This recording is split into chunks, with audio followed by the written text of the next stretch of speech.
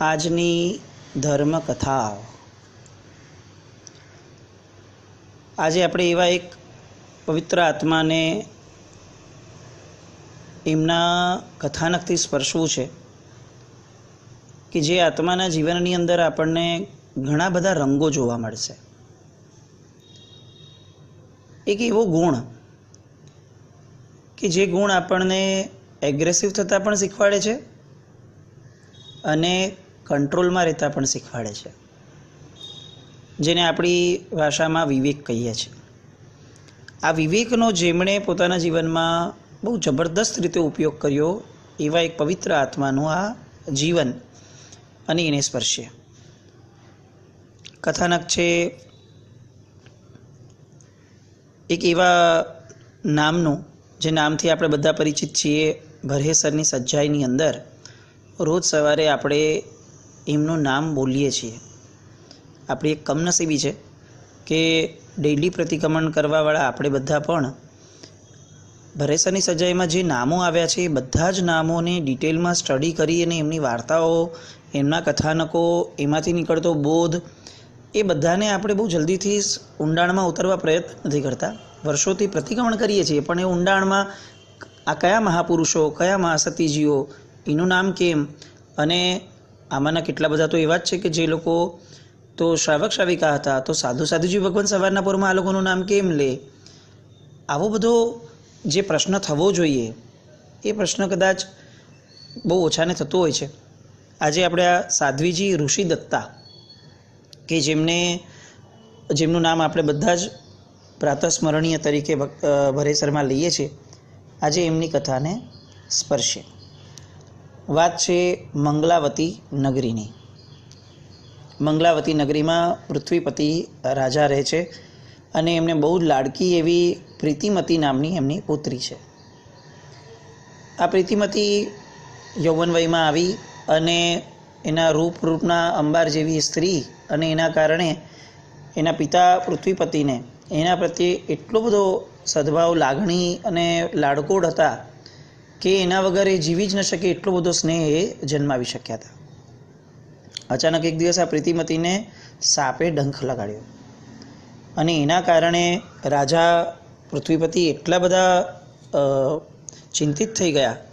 વૈદ વગેરે પણ પોતાની હોપ્સ બધી છોડીને બેઠા કે આ જે સાપની પ્રજાતિ છે એ પ્રજાતિમાંથી આ ઝેર કઢાવડાવવું હવે અમારી માટે મુશ્કેલ છે. રાજાએ તરત જાહેર કર્યું કે જે મારી દીકરીને જીવનદાન આપશે એનો હાથ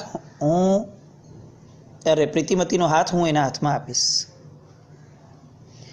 હવે આ બાજુ એ જ નગરની અંદર, બહારે વનની અંદર, ત્યાં એક ઋષિ હતા. આ ઋષિ એ પેલા આ જે ઘટના થઈ એની સાથે સંકળાયેલા હતા. કઈ રીતે? તો હરિશેણ નામના એ ઋષિ પોતે તાંબાવતી નગરીના એકચ્યુઅલી રાજા હતા અને એ જ્યારે રાજકુમાર હતા એ સમયે કેટલાક તપસ્વીઓની ભક્તિ કરવાના કારણે એ તપસ્વીઓએ એમને વિષહર નામની એક ઔષધિ આપી હતી. આ ઔષધિથી સર્પદંશ વગેરે બધાથી જ એ માનવીઓને વિષમુક્ત કરી શકે એવી શક્તિ એમની પાસે હતી. આ રાજકુમાર હરિશેણ એને આ વિદ્યાના કારણે જ્યારે આ જાહેરાત સાંભળવામાં આવી હતી પૃથ્વીપતિ રાજાની પુત્રીની, અને એ તરત જ આવ્યા અને પ્રીતિમતીને એમણે વિદ્યા દ્વારા સાજી કરી દીધી. પ્રીતિમતી સારી થતાં રાજાએ હાથ આ રાજકુમારના હાથમાં આપ્યો. બંનેવના લગ્ન થયા અને બંનેવના લગ્ન થયા બાદ એકવાર મહર્ષિ વિશ્વભૂતિ એ નગરીમાં પધાર્યા અને એમનો ઉપદેશ સાંભળવા માટે આ બંને ગયા. વિશ્વભૂતિનો ઉપદેશ સાંભળી અને રાજા હરિશેણે સંસારના ત્યાગ કરવાનું નક્કી કર્યું. સંસારનો ત્યાગ કરવા માટે પોતે સંયમ લીધું. એની પાછળ હવે પ્રીતિમતીને પણ આવો ભાવ થયો કે હું પણ મારા માનવ જીવનને સાર્થક કરવા માટે આ જ દિશામાં આગળ વધું, અને એમણે પણ દીક્ષા લીધી. પણ વિધિની વક્રતા જુઓ કે આ પ્રીતિમતી જ્યારે દીક્ષા લે છે એ સમયે એ ગર્ભવતી હતા, જેનો એમને ખ્યાલમાં જ ન રહ્યો. એ ગૃહસ્થ અવસ્થામાં હતા અને કેટલોક જ સમય પસાર થયેલો તો ગર્ભ રહે, એટલે એમના એ જાણમાં ન રહેવાથી એમણે દીક્ષા લઈ લીધી. હવે દીક્ષા લીધા પછીથી આ પ્રશ્ન આવ્યો, એટલે એમના સાધ્વીજી ગુરુણી વગેરેએ આ પ્રશ્નને સેટલ કરવા માટે એકાંતની અંદર જઈ અને એમની પ્રસૂતિ કરાવડાવી. પણ પ્રસૂતિમાં કેટલાક કોમ્પ્લિકેશન્સ આવવાના કારણે પ્રસૂતિના 9 જ દિવસ બાદ આ સાધ્વી પ્રીતિમતી એમનો સ્વર્ગવાસ થયો. હવે એ જે બાળકી છે, જે જન્મી છે, એને ક્યાં રાખવી? તો હવે એ હરિશેણ કે જે દીક્ષિત થયા હતા અને દીક્ષિત થયા પછીથી પોતાની સાધનામાં પોતે એટલા બધા કષ્ટો સહન ન કરવાના કારણે ઋષિ તરીકેનું એક જીવન જીવતા હતા. સાધ્વીજી ભગવંતોએ નક્કી કર્યું કે હવે આ જે પુત્રી છે એ એના પિતાને આપણે સમર્પિત કરી દઈએ. એટલે એ હરિશેણને આ પુત્રી આપી દીધી, જેનું નામ પડ્યું ઋષિદત્તા. કેમ? કારણ કે ઋષિની પાસેથી એ મોટી થઈ, એટલે એનું નામ પડ્યું ઋષિદત્તા. હવે આ ઋષિદત્તા ધીરે ધીરે યૌવન વયને પામી અને બંનેનું પોતાનું જીવન બહુ સરસ રીતે ચાલી રહ્યું છે, હરિશેણ ઋષિ અને ઋષિદત્તાનું. એવામાં અચાનક જ એકવાર રાજકુમાર કનક એ ત્યાંથી પસાર થતા હતા. પ્રસંગ એવો હતો કે રાજકુમાર કનક જતા હતા લગ્ન કરવા માટે, અને લગ્ન કરવા માટે એક રાજ્યથી બીજે રાજ્ય જતા હતા. રસ્તામાં આ જંગલ આવ્યું અને આ જંગલની અંદર અચાનક એને આ મુનિને સાધના કરતા જોયા, અને એની બાજુમાં જ આ એની પુત્રી એ એમની સેવા કરી રહી હતી. રાજકુમાર કનકે જેવું આ બાળિકાને જોઈ એના રૂપ ઉપર અત્યંત મોહિત થઈ ગયા, અને અત્યંત મોહિત થયા પછીથી તરત જ રથ પરથી ઉતર્યા અને ઉતરી અને એમણે તરત જ આ કનકકુમારે હરિશેણને જણાવ્યું કે મને આપણી પુત્રીને જોઈ અને અકારણ અતિશય સ્નેહ જન્મી રહ્યો છે અને હવે મારે એમને પરણવું છે. લગ્ન કરવાનો પ્રસ્તાવ આવ્યો. બાજુમાં અમાત્ય વગેરે હતા, જે લોકો લગ્ન માટે બધા સાથે જતા હતા. એ અમાત્યએ પણ આ કનકકુમારને સમજાવ્યા ઘણું બધું કે રાજકુમાર, કાવેરીની રાજકુમારી રૂકમિણી એ લગ્ન માટે આપની વાટ જોઈ રહી છે, અને આપના પિતાએ કાવેરીના રાજા કૃતબ્રહ્મની કન્યા સાથે એમનું લગ્ન નિશ્ચિત કર્યું છે. જો હવે તમે એની સાથે લગ્ન ન કરો અને આ ઋષિદત્તા સાથે લગ્ન કરો તો આપણા બધાની આબરૂ ધૂળધાણી થઈ જશે, બંને રાજ્યોમાં વૈર જન્મશે અને બહુ મોટું તાંડવ સર્જાઈ જશે. પણ કનકકુમારે આ બધી જ વાતોને ધ્યાનમાં ન લીધી અને પોતાનો જે દ્રઢ નિર્ધાર હતો કે ના, મારે ઋષિદત્તાને જ પરણવું છે, એ નિર્ધારને એમણે પોતે દ્રઢપણે આ ઋષિ સામે વ્યક્ત કર્યો. ઋષિએ તો સહજ ભાવે પોતાની પુત્રી રાજાને ત્યાં જાય એ કઈ રીતે એમને વાંધો આવે, એટલે એમણે આ પ્રસ્તાવને સહજપણે સ્વીકારી લીધો અને ઋષિદત્તા સાથે આ રાજકુમાર કનકના લગ્ન નક્કી થયા. હવે આ બધી વાતો રાજ્યમાં પ્રસરી, બંને રાજ્યની અંદર કેટલાક સ્ટ્રેસ ઊભા થયા.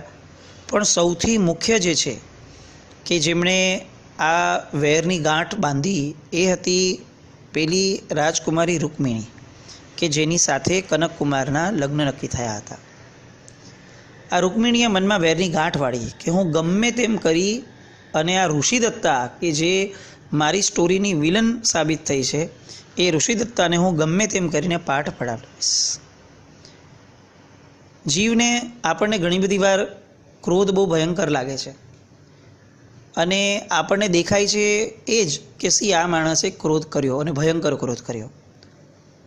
પણ આપણે જ્યારે એના મૂળમાં જઈએ ને ત્યારે ખ્યાલ આવે છે કે ક્રોધની પાછળ 100% અહંકાર હોય જ છે. કોઈક ને કોઈક રીતે અહંકાર છંછેડાય તો જ ક્રોધ આટલો મોટો સ્વરૂપમાં એ બહાર પ્રગટે.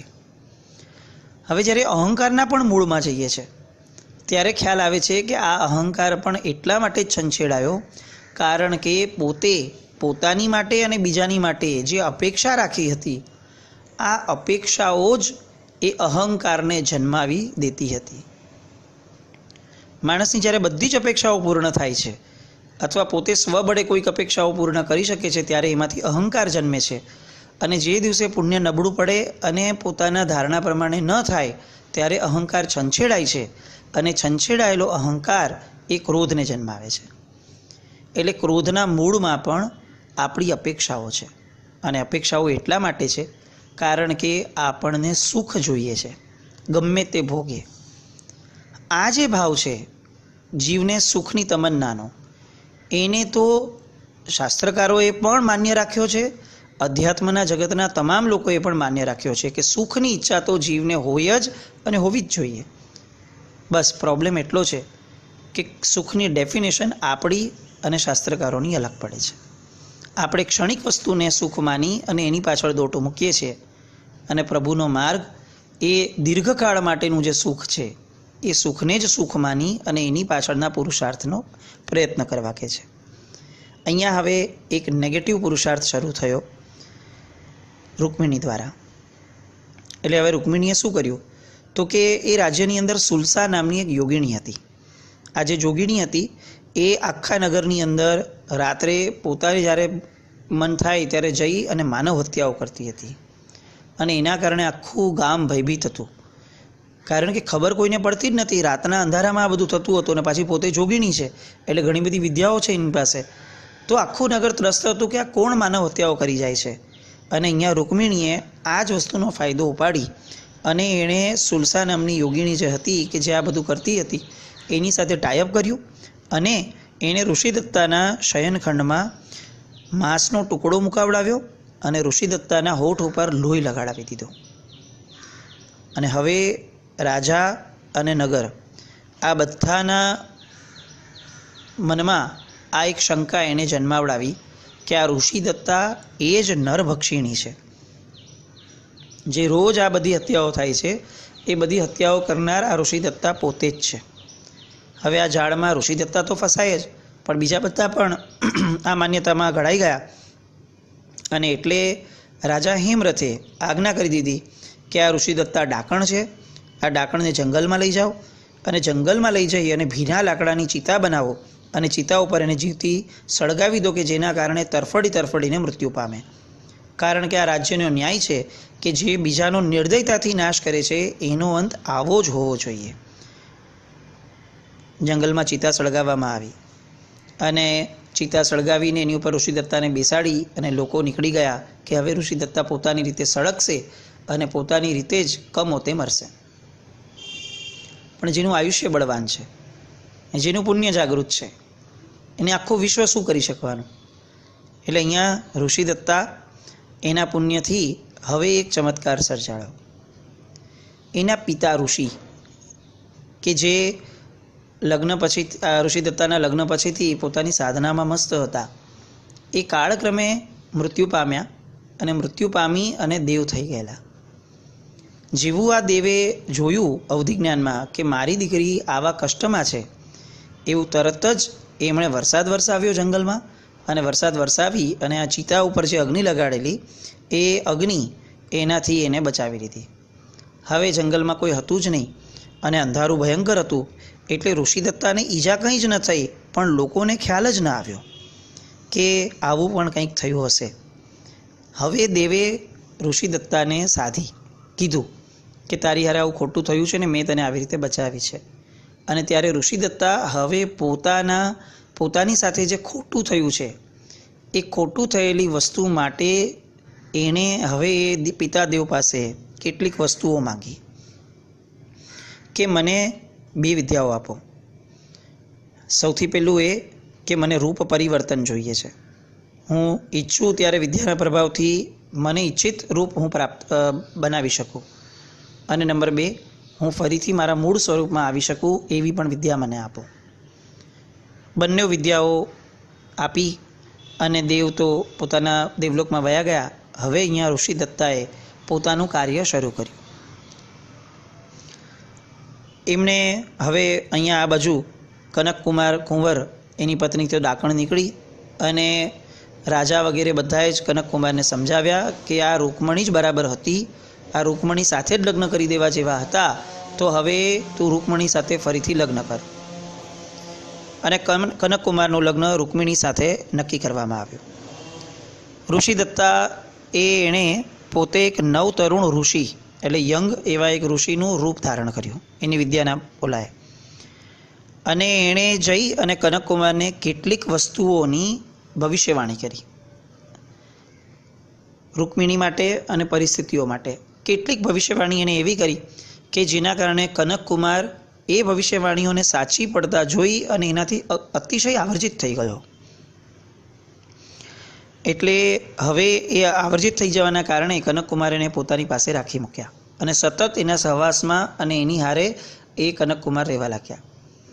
જ્યારે વ્યવસ્થિત અવસર જોવા મળ્યો એ સમયે તરત જ આ ઋષિકુમારે, જે ઋષિદત્તાનો જીવ છે, એણે આ રાજકુમારને જણાવ્યું કે હકીકતમાં આ ગર્વિષ્ઠ રૂકમણી જે છે એને અહંકારમાં તમારી પત્ની જે હતી, જે ઋષિદત્તા બહુ જ પવિત્ર હતી, એ પવિત્ર એવી સ્ત્રીને આ રૂકમિણીએ આવું પ્રપંચ કરી અને સુલસા યોગિણીની સાથે આ બધો મોટો એક કાંડ રચી અને એને નગરની બહાર મારી નખાવવા માટે પ્રયત્ન કરાવેલો.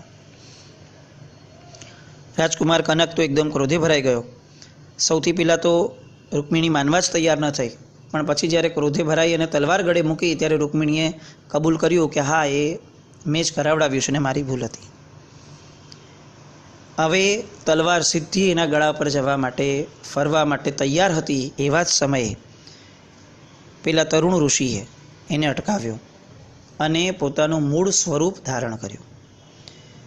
બધાને ખ્યાલ આવી ગયો કે આ ઋષિદત્તાએ જ આ આખી બધી વસ્તુઓ ઊભી કરી હતી પોતાના સ્વરક્ષણ માટે અને પોતાને સાચી સાબિત કરવા માટે. અને રૂકમિણી ઉપર બધાને અતિશય દુર્ભાવ થયો અને રૂકમિણીને નગરની બહાર કાઢી મૂકી. હવે કનકકુમાર ફરીથી આ ઋષિદત્તાની સાથે પ્રેમથી રહેવા લાગ્યા. સમય પસાર થાય છે અને નગરમાં ધર્મવિજયજી નામના એક મહાત્મા પધારે છે. અને મહાત્મા પાસે આ આખો ચિતાર વર્ણન કરતાં કરતાં ઋષિદત્તા પૂછે છે કે સાહેબ, મારી યારે આવું કેમ થયું? અને ત્યારે સાહેબ એમને કર્મના અકાટ્ય સિદ્ધાંતો સાથે એવું સમજાવે છે કે પૂર્વ ભવોમાં તે આવી રીતે કેટલા બધા કામો કર્યા હતા કે જેના દુષ્પરિણામે તારા જીવનમાં આવું આડ પણ સહન કરવું પડ્યું અને તારા જન્મ સમયે પણ તારી માતા અને પિતા વગેરેનું જે આખું એક મોટું પ્રકરણ થયું હતું, એ આવું તારે માતા વિહોણા રહેવું પડ્યું. એનું કારણ પણ આ તારા પૂર્વ ભવોના તે કર્મો છે. બધું સાંભળી અને ઋષિદત્તાને વૈરાગ્ય થયો અને વૈરાગ્ય થતાં હવે એને ચારિત્ર જીવન લેવાનું નક્કી કર્યું. ચારિત્ર જીવન તરફ આગળ વધ્યા અને દીક્ષા લીધી, કઠોર તપશ્ચર્યા કરી. એ જ ભવમાં કેવળ જ્ઞાન પામ્યા અને કેવળ જ્ઞાન પામી અને મોક્ષે સીધા આવ્યા. આપણો મુદ્દો આ, પોતાની જાતને સાબિત કરવા માટે એમણે જે પણ કર્યું એને આપણે ત્યાં ક્યારેય કંઈ ખોટું કર્યું છે એવું જણાવ્યું નથી. But at the same time એમણે પોતાની જાતને સાચી જેવી સાબિત કરી લીધી. એ પછીથી ન રૂકમિણી પ્રત્યે દ્વેષ રાખ્યો, ન એમણે રાજકુમાર પ્રત્યે દ્વેષ રાખ્યો, ન રાજ્ય અથવા પ્રજાની સામે કોઈ પણ પ્રકારનો દ્વેષ મનમાં પણ વિકલ્પ સાથે રાખ્યો. આપણે જ્યારે આપણને સાબિત કરવા માટે જઈએ છીએ ત્યારે આપણે ચોક્કસ આપણને ચેક કરવું જોઈએ કે આ સેલ્ફ ડિફેન્સ જ છે ને, સામા પ્રત્યેનું એગ્રેશન અથવા મારી અપેક્ષાઓ ધૂંધવાય છે એટલે એનો અહંકાર નથી ને. આપણે ઘણી બધી વાર આવું કહેતા હોય કે મને તો કાંઈ નથી એની યારે પ્રોબ્લેમ, હું તો ખાલી મને પોતાને સાચી સાબિત કરવા માટે જ સાચ કબૂલા કરું છું. પણ એના મૂળમાં આપણા મનમાં શું રમતું હોય છે કે જે ફક્ત આપણે જ જાણીએ છીએ, એને હકીકતમાં જાણવું જરૂરી છે. દર વખતે આપણે આવા જે કર્મો કરીએ છીએ એને શાસ્ત્રકારોએ માયા કીધી છે. બોલીએ છીએ એવું કે હું મને સાચી સાબિત કરવા માટે કરું છું અને હકીકતમાં મનમાં એ છે કે મારો અહંકાર પુષ્ટ થવો જોઈએ. બસ આ એક એનાલિસિસ આપણે સાધ્વીજી ઋષિદત્તાના વિવેક પરથી શીખીએ અને આપણા જીવનમાં પણ સત્યના માર્ગે આગળ જતાં ક્યાંય પણ આપણે અહંકારનું પોષણ નથી કરતા ને, આવું ચેક કરતા રહીએ. પ્રણામ.